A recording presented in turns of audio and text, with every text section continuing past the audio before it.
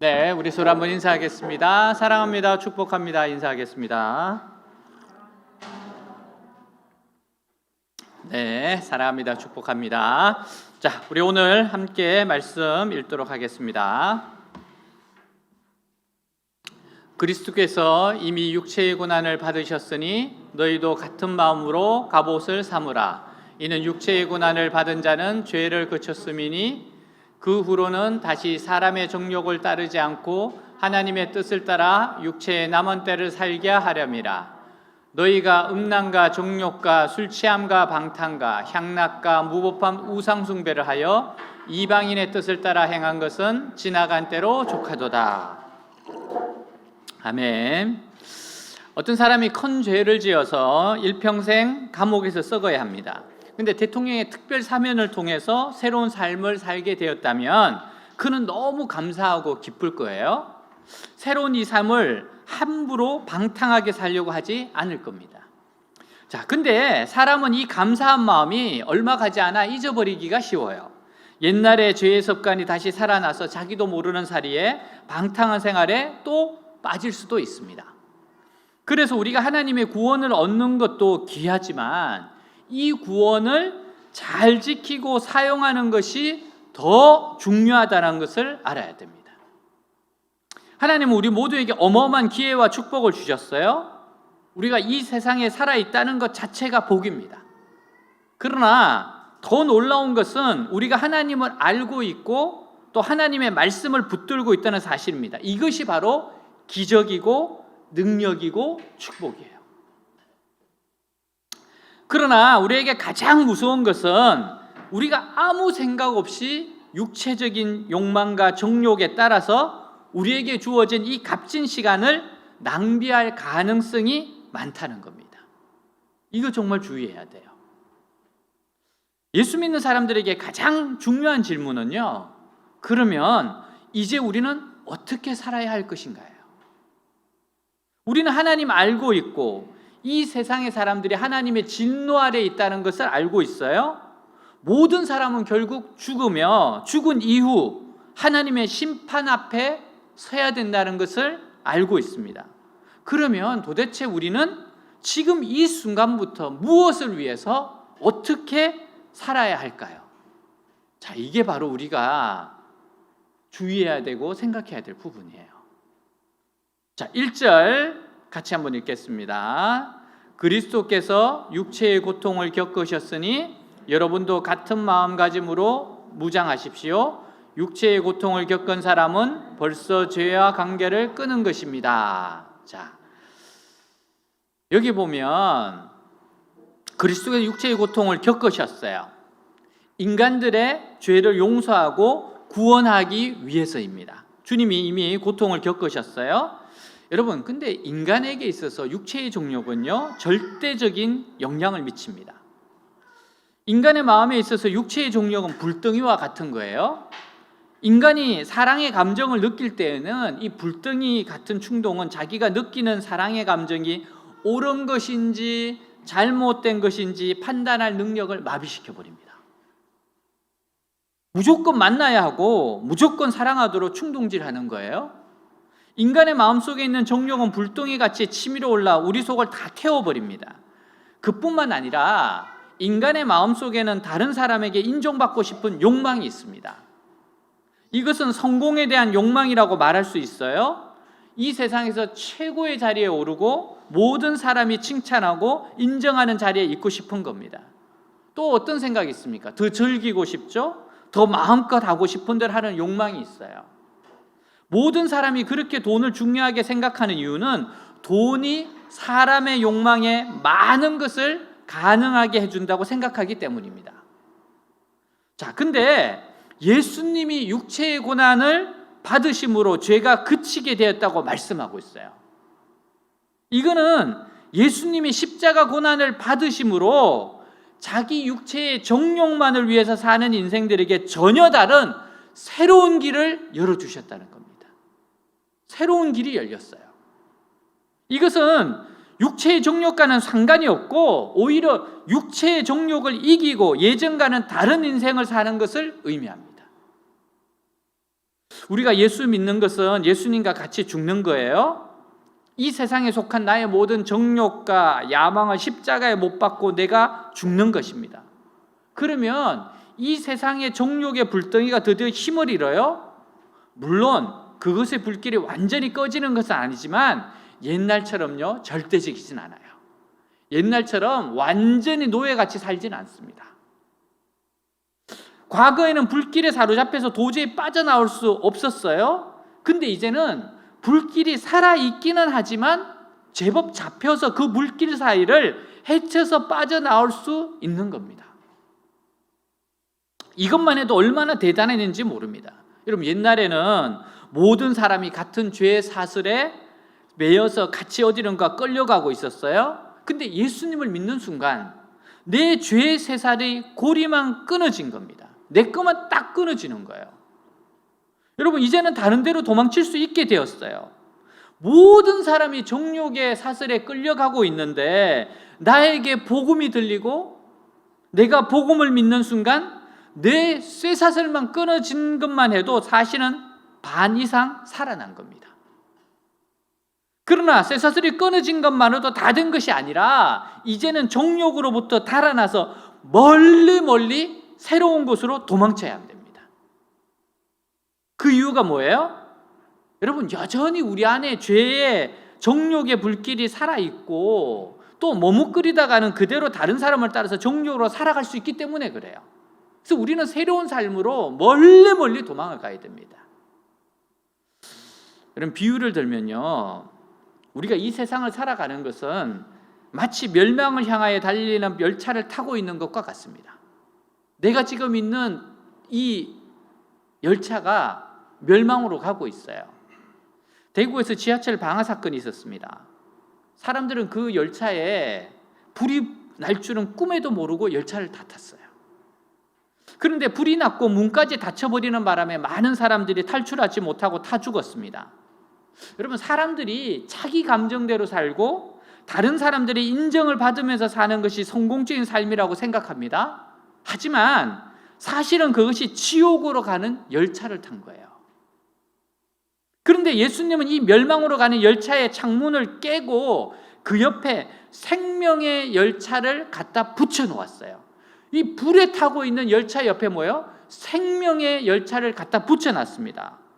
누구든지 열차를 갈아타기만 하면 영생을 얻을 수 있는 겁니다. 여러분, 이게 얼마나 큰 은혜입니까? 우리가 살아있는 동안 해야 할 것은요, 멸망으로 가는 열차 안에서, 여러분, 결국 멸망하는 열차 안에서 내가 지금 1등석이냐 2등석이냐 3등석이냐 여러분, 이런 거 자랑하고 다툴 필요가 없어요. 결국 멸망할 건데 그게 뭐가 중요하겠습니까? 완전히 열차를 갈아타는 기회를 가져야 됩니다. 불타는 열차에서는 1등석, 2등석, 3등석 상관없어요. 그런 건 필요 없습니다.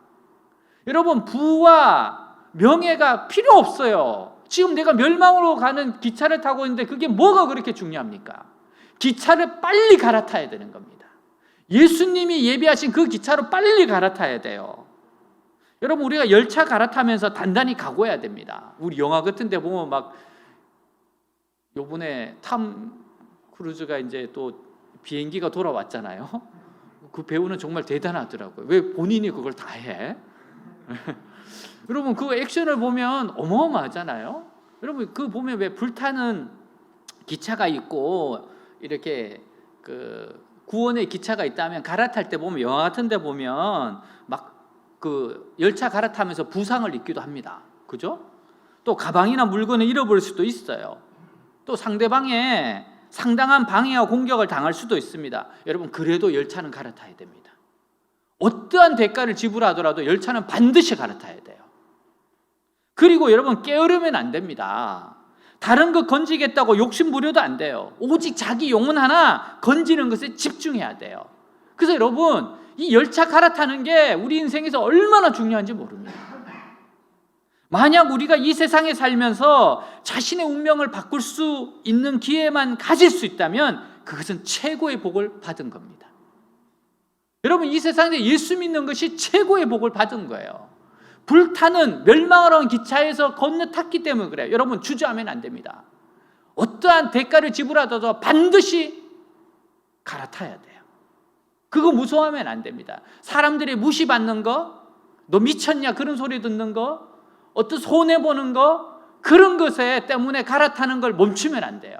반드시 갈아타야 됩니다. 여러분, 우리가 영생으로 가는 길은 단순히 무엇을 믿는다고 해서 다 끝나는 것이 아니에요. 육체의 정욕을 위해서 살던 인생을 바꾸어서 진정으로 가치 있는 걸 위해서 살아야 하는 겁니다. 여러분, 열차를 갈아탔으면 그때부터 어떻게 살아야 됩니까? 진정으로 가치 있는 것을 위해서 살아가야 돼요. 예수님이 그걸 위해서 십자가에 죽으셨다는 거예요. 그걸 위해서 우리가 죄를 그치게 했다는 겁니다. 자, 2절 같이 한번 읽겠습니다. 이제부터 여러분은 남은 생애를 인간적인 욕망을 위해 살지 말고 하나님의 뜻을 위해 사십시오. 아멘. 여러분, 예수님이 희생으로 구원받은 인생은 남은 생애를 하나님의 뜻을 위해 살아야 됩니다. 하나님의 뜻을 위해서 살아야 돼요. 내 뜻이 아니에요. 하나님의 뜻. 영원한 건 하나님의 뜻만 영원합니다. 미국 육군 사관학교 출신 어느 선교사님의 간증이에요. 육사에 입사하기 위해 여러 가지 서류를 보냈습니다. 서류가 통과됐고 면접이 있었어요.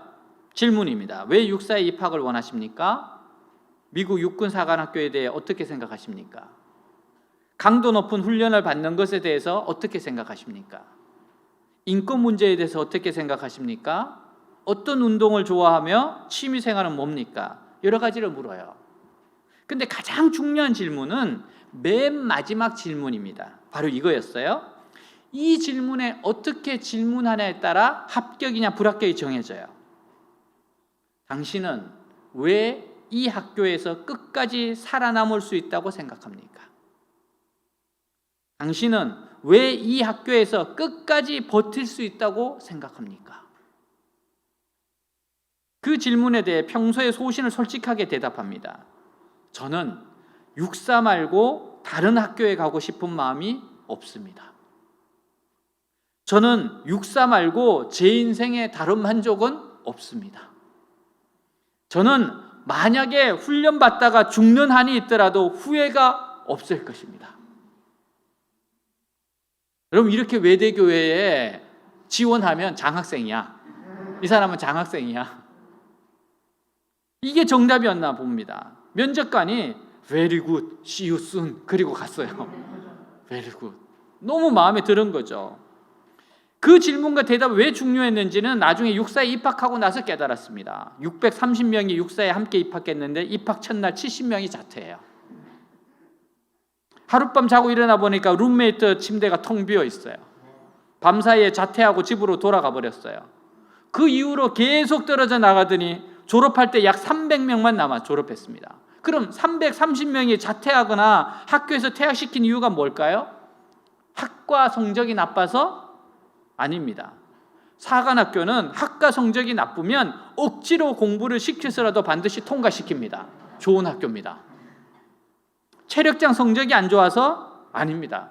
체력장 성적이 안 좋아도 밤에 특별 체력 훈련을 보강시켜서라도 반드시 통과시킵니다. 사관학교의 목적은 사람을 자르는 데 있지 않고 사람을 만들어내는 데 목적이 있어요. 졸업 기준을 낮추어 주는 것은 아니지만 그 기준에 도달할 수 있도록 끊임없이 도와주고 재차 기회를 줍니다. 합격이 목적이기 때문이에요. 근데 왜 330명이 중도 탈락했는가? 아마 이런 사람들일 거래요. 꼭 이 학교 아니라도 제가 갈 데가 많습니다. 저는 여기가 아니라도 다른 학교에 가서도 충분히 만족할 수 있습니다. 이런 사람들은 조금만 어려움이나 역공에 부딪히면 당장 짐을 싸서 나가버려요.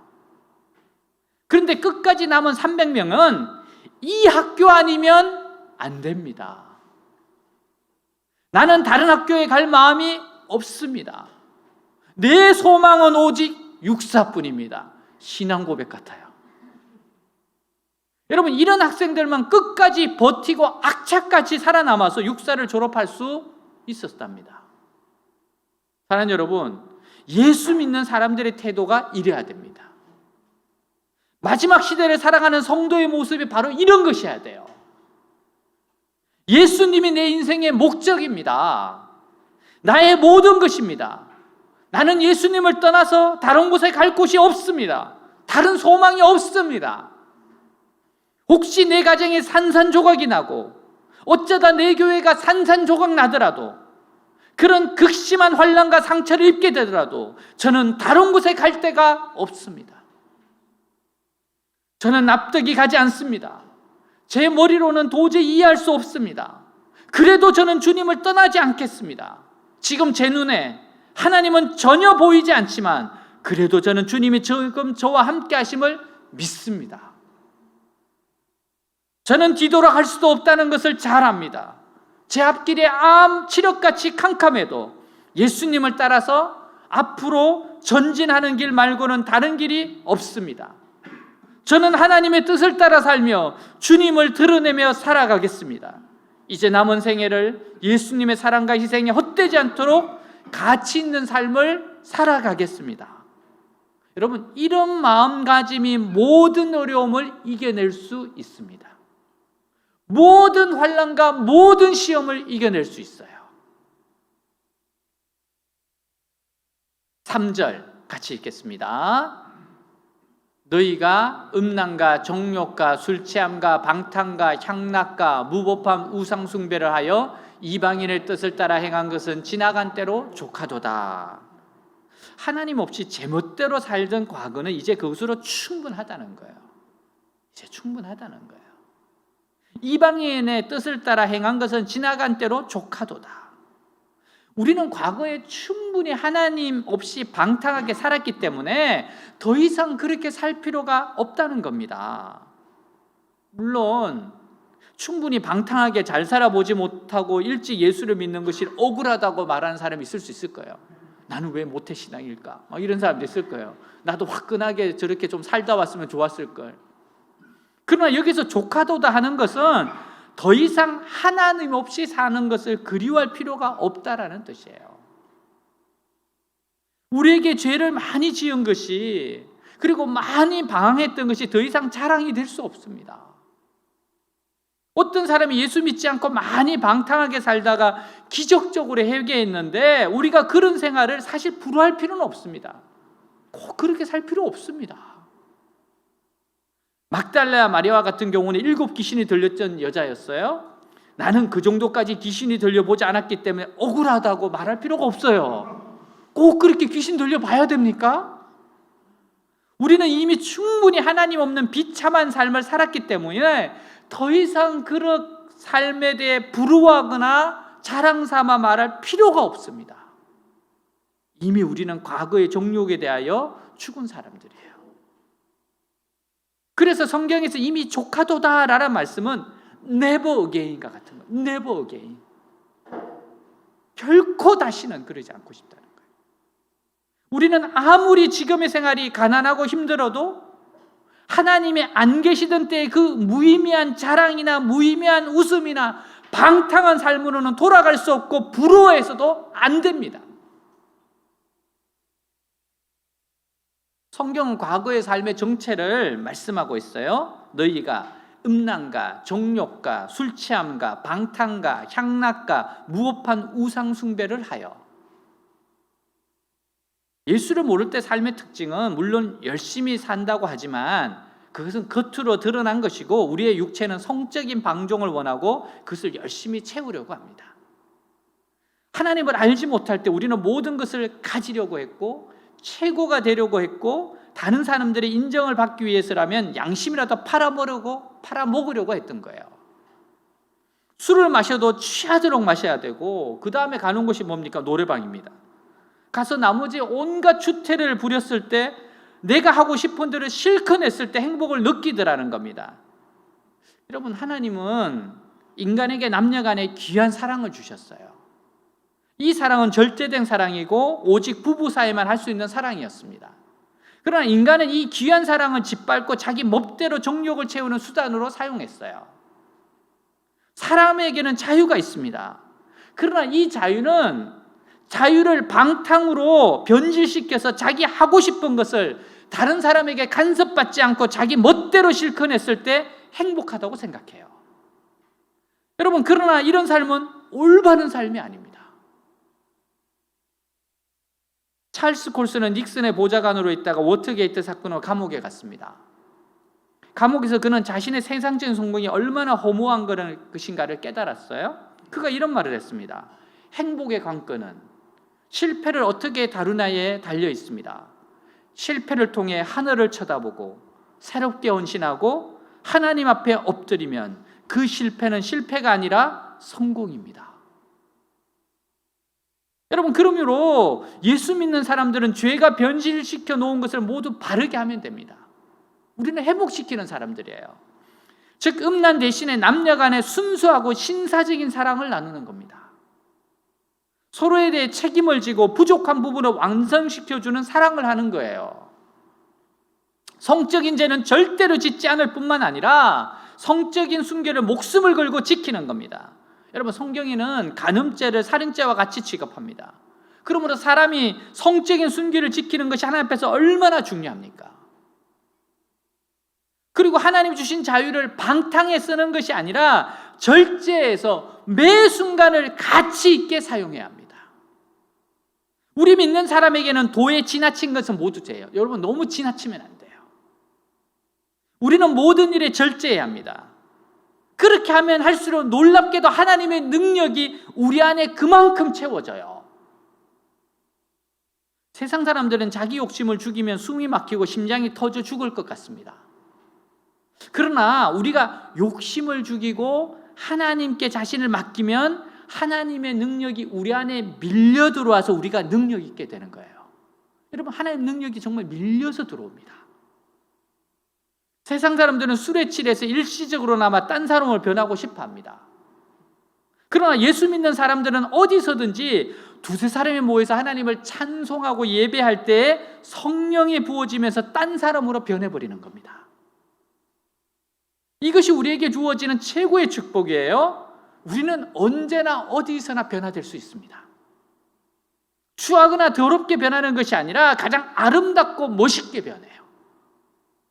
세상 사람들은 우상에게 절하면서 스스로의 감정에 만족하고 감동합니다. 하지만 우리는 살아계신 하나님을 만나요.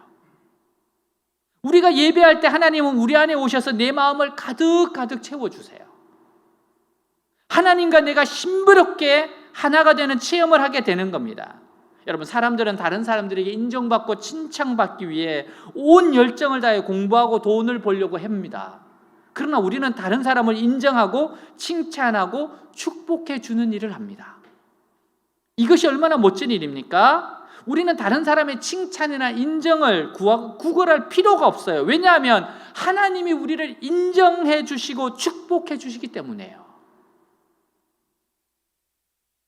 그리스도인들은 세상 사람들이 하는 것처럼 아첨의 말이 아니라 정직하게 진심으로 다른 사람의 가치 있는 작은 일을 인정해주고 축복해줍니다. 그것이 진정한 축복이고 능력이며 사람을 치료하는 약이에요. 겸손한 사람이 진심으로 해주는 한마디의 말은 아첨이 가득한 다른 사람의 말 만마디보다 나오고 수북한 상패보다 가치가 있어요. 정말 그 진실하고 겸손한 그 말 한마디가 얼마나 중요한지 모릅니다. 그러므로 우리가 지금 살아있다는 것은 참으로 중요한 겁니다. 이 살아있는 동안 어떻게 살아야 할까요? 우리는 최고의 것을 위해서 살아야 됩니다. 그것은 하나님을 찬양하며 하나님을 만나는 거예요. 우리의 남은 시간을 하나님의 축복을 캐내서 남들에게 나누어주면서 살아야 합니다. 하나님의 말씀에 무궁무진한 축복과 능력이 있어요. 우리가 예배 드릴 때 하나님의 성전에는 무궁무진한 복이 들어 있습니다. 우리는 하늘의 것을 캐내어서 다른 사람에게 나누어 줄 때 죄와 전쟁과 심판을 막을 수 있는 겁니다. 여러분, 교회가 제대로 서 있고 계속 부흥이 일어나면 그곳은 축복의 장소가 돼요. 이 세상 모든 사람은 다른 사람들의 인정과 칭찬에 굶주려 있습니다. 여러분, 돈이 많은 사람도 다른 사람의 칭찬과 인정에 얼마나 목말라 있는지 모릅니다. 그런데 이상한 것은 다른 사람들의 입에 발린 그 칭찬은 마치 소금물과 물을 마시는 것과 같아서 마시면 마실수록 더 갈증이 생겨요. 진정한 칭찬과 인정은 그리스도인들이 해줘야 합니다. 그리스도인들의 인정과 칭찬은 시원한 성령의 선물에서 나오는 것이기 때문에 사람의 마음을 아주 신선하게 하고 자신감을 갖게 하고 더 바른 생각을 하게 합니다. 이제 우리는 아직 우리에게 시간이 남아있을 때 하나님이 주신 사랑을 다른 사람들에게 나누어 주는 일을 해야 합니다. 일본 목회자의 아들의 한 이야기예요. 한국에서도 목회자의 자녀가 학교에서 왕따를 당하기 쉽습니다. 근데 일본에서 목회자의 자녀로 학교를 다닌다는 것은 더욱 쉽지 않은 일이에요. 이래저래 많은 반항을 하면서 청소년기를 보냈습니다. 중1부터 고3 때까지 6년이나 아버지 즉 목사님께 반항하고 교회에 반항하고 하나님께 반항하면서 컸습니다. 어느 날 교회에 왔는데 보니까 머리를 온통 노랗게 물들여서 뒤로 넘겨서 나타났어요. 마치 엘비스 프레슬리라고 하는 그 미국의 락 가수의 헤어스타일과 같아요. 밤이 되면 오토바이를 타고 왱왱거리며 도로를 질주했습니다. 그의 등에는 일본 사무라이 긴 칼을 두르고 있었어요. 본드를 얼마나 심하게 흡입했는지 이빨이 다 뽑혀 나갈 정도였습니다. 그는 반항의 끝에 자살하기로 결심해요. 그렇게 살아보았더니 무슨 큰 낙이 있는 것도 아니에요. 허무하더라는 겁니다. 부모님도 자기를 버리신 것 같고 하나님도 자기를 용서하지 않으실 것 같았답니다. 너무 오래 떠나 있었기 때문에 돌아가기엔 너무 먼 길인 것 같았어요. 오직 자살로 모든 것을 다 잊고 싶었던 겁니다.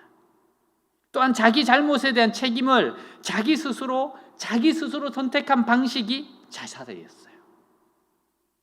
그래서 그는 혼자 인적이 없는 산속으로 올라갑니다. 소나무에 등을 기대고 앉아서 자기 손목을 자해했어요. 점점 추워지고 눈앞이 캄캄해집니다. 이제 마지막이구나. 그렇게 생각하는 순간 엄청난 서러움과 외로움이 자기 가슴에 찾아와요. 근데 그 마지막 순간에 예수님이 놓치지 않고 자기에게 찾아오셨어요. 예수님이 한 가지 딱 질문하시대요. 충분하지 않느냐? 이제 이 방탕하게 살았던 게 이젠 충분하지 않느냐? 이제 너의 방황이 족하지 않느냐? 지금까지 내 품을 떠나 너 자신을 해치며 산 것이 충분하지 않느냐? 이제까지 네 마음대로 살아본 것이 그 허무함이 족하지 않느냐? 이런 뜻이었어요. 그는 그 순간 잠이 들었다고 합니다. 깊은 잠에서 깨어나고 보니까 출혈이 멈추어 있었어요. 그는 비틀거리며 산에서 내려와서 지나간 때가 족한 것을 깨닫고 그때부터 회개하고 새 사람이 됩니다. 정말 진심을 다해서 진정으로 회개를 해요. 그는 신학교를 졸업하고 지금 일본에서 목회자로 섬기고 있습니다. 여러분, 남은 생애를 어떻게 살아야 됩니까? 우리의 남은 생애를 하나님의 뜻을 행하며 살아야 돼요. 사랑하는 여러분, 그러기 위해서는요, 우리 믿는 사람에게 가장 중요한 것은 얼마나 내가 하나님의 손에 붙들리냐 하는 거예요. 하나님 손에 붙들리는 거예요. 하나님은 우리를 모세가 손에 쥐고 사용했던 지팡이처럼 사용하기를 원하십니다. 그래서 우리에게 출세의 길, 성공의 길로 가지 못하게 하시고 하나님 앞에 나오게 하시는 거예요. 그런데 이제는 어떻게 하면 하나님 손에 더 이상 미끄러지지 않고 완전히 하나님 손에 붙들리냐 하는 겁니다. 그렇게 하려면 여러분 철저하게 내 자신의 생각이 없어져야 합니다. 모세는 하나님의 손에 붙들리는데 40년의 광야 생활이 필요했습니다. 다윗은 하나님 손에 붙들리기 위해 사울왕으로부터 10수년 동안 쫓겨다니는 고생을 해야만 했습니다. 종은 주인에게 완전히 팔려버렸기 때문에 자기 것은 아무것도 없어요. 무조건 주인이 하라고 하는 대로 하기만 하면 되는 겁니다. 우리에게는 자신도 모르는 죄의 습관이나 육체의 욕망이 있습니다. 그래서 할 수만 있으면 좀 더 편하게, 좀 더 화려하게 살고 싶은 거예요. 그래서 세상 사람들이 하는 그대로 하면 어느 순간에 또 세상에 떠내려가 있는 자신을 보게 될 겁니다. 그래서 우리는 언제나 세상을 거슬러 살아야 돼요. 이 세상에서 자기가 하고 싶은 대로 실컷 하면서 산 사람이 절대로 행복한 사람이 아닙니다. 그 사람 버림받은 사람입니다. 왜냐하면 하나님은 영원한 멸망에 버리실 자를 그렇게 내버려 두시기 때문에 그렇습니다. 여러분, 내가 막 죄를 짓고 방황하고 방탕하게 사는데 하나님의 간섭이 없다? 그 사람 하나님의 자녀 아니에요. 그럴 수가 없습니다. 여러분 이런 사람들, 그냥 내버려 둔 사람들, 이런 사람들은 최후가 비참해요. 예수님은 이런 사람을 잔치집 돼지라고 말씀하셨어요. 주인이 잔치집 돼지는 잡는 날까지 스트레스 주지 않습니다. 돼지는 절대 스트레스 받으면 안 돼요. 살 빠지면 안 됩니다. 근심 염려하도록 하면 안 됩니다. 일도 시키지 않고 먹고 싶은 거 실컷 먹고 놀게 합니다. 그러다가 잔칫날 한 칼에 도살해버리는 거예요. 그러나 주인이 아들에게는 사사건건 잔소리라고 간섭합니다. 심지어는 죽지 않을 정도로 때리기도 해요. 왜? 사람을 만든 다음에는 멋진 인생을 살게 하려고 하는 겁니다. 정말 멋진 인생이 되게 하려고 하는 거거든요. 여러분, 내 아이가 아니면, 내 자녀가 아니면 그렇게 간섭 안 합니다. 우리는 모든 것을 아름답게 사용해야 돼요. 사랑도, 자유도, 공부도, 직장도 아름답게 사용하면 됩니다. 여러분, 우리가 더러운 욕심만 버리면 얼마든지 아름답게 살아갈 수 있어요. 우리는 만일 내가 모든 정욕을 죽이고 하나님의 뜻대로만 산다면 나의 행복은 어디 있겠느냐 하는 두려움이 있어요. 여러분, 그런데 모세의 삶이 불행했습니까? 다윗의 삶이 불행했습니까? 다니엘의 삶이 불행했습니까? 에스더의 삶이 불행했습니까? 하나님을 믿는 사람들은 불행한 삶이 없어요. 하나님은 최고로 존귀하고 가치 있는 삶을 우리에게 허락해 주실 겁니다. 남은 인생을 인간적인 욕망을 위해 살지 마세요. 하나님의 뜻을 위해 사시기를 주님의 이름으로 축복합니다. 기도하겠습니다. 남은 인생 어떻게 살아야 될까요? 남은 인생 주님의 뜻을 추구하며 살아야 됩니다. 최고로 아름다운 삶을 살아야 되고, 그러한 삶을 기대하고 꿈꾸며 감사하며 살아야 됩니다. 축복의 통로가 되겠다 하며 살아가야 됩니다. 한 사람이라도 더 주님께로 인도하는 삶을 살아야겠습니다. 오늘 말씀을 기억하면서 기도하겠습니다. 기도합니다. 하나님, 나의 남은 생애를 어떻게 살아야 될지, 사랑하는 주님, 나의 남은 생애, 정말 남은 생애가 욕심의 삶이 아니라 하나님을 위한, 하나님의 뜻을 위한, 하나님의 나라를 위한, 영혼들을 위한 그러한 삶이 되고자 원합니다. 한 사람이라도 더 옳은 길에 돌아오게 하고, 한 사람이라도 도와주며, 한 사람이라도 주님 앞에 나와서 갈 수 있도록 축복의 통로가 되는 그러한 삶을 살고 싶습니다. 나만 이기적인 욕망에, 욕심에, 방탕에 물든 삶이 아니라 진정으로 하나님이 원하시는 그 삶, 하나님의 축복하시는 삶, 한 사람 한 사람을 영혼을 살리고 세우는 삶, 하나님 그 명예롭고 존귀하고 아름다운 삶, 주님, 이 삶을 위해서 제가 주님으로부터 구원을 받았습니다. 하나님, 이 구원의 영광스러움을 기억하며 가치 있는 삶을 살며 주님, 확실하게 멸망하는 자를 그리워하지 않고 돌아가지 않으면 아버지와 살겠습니다. 옛날에 그 삶을 아버지여 원치 않습니다. 그러한 방탕과 하나님 없는 허무와 아버지의 욕심의 삶을 원치 않습니다. 하나님, 가치 있는 삶, 최고의 삶, 하나님이 기뻐하는 삶, 명예로운 삶, 사람을 살리는 삶, 축복하는 삶, 아버지여 세워주는 삶, 인정과 격려와 한 영혼 한 영혼을 위해서 살아가는 아버지여 그런 삶이고 싶습니다. 주님, 정말 욕심을 따라가지 않고 명예롭게 살아갈 수 있도록, 가치 있게 존귀하게 살아갈 수 있도록 주여 주여 인도하옵소서. 역사하여 주시옵소서. 주님, 주님께로 돌아갑니다. 주님께로 돌아갑니다.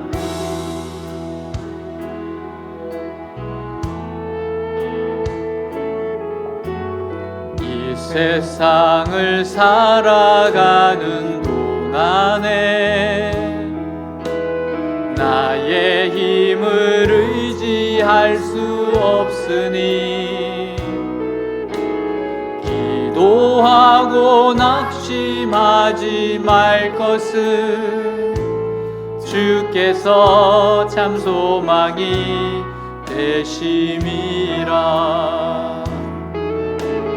주의 길을 걸어가는 동안에 세상의 것 의지할 수 없으니 감사하고 낙심하지 말 것을 주께서 참 기쁨이 되심이라.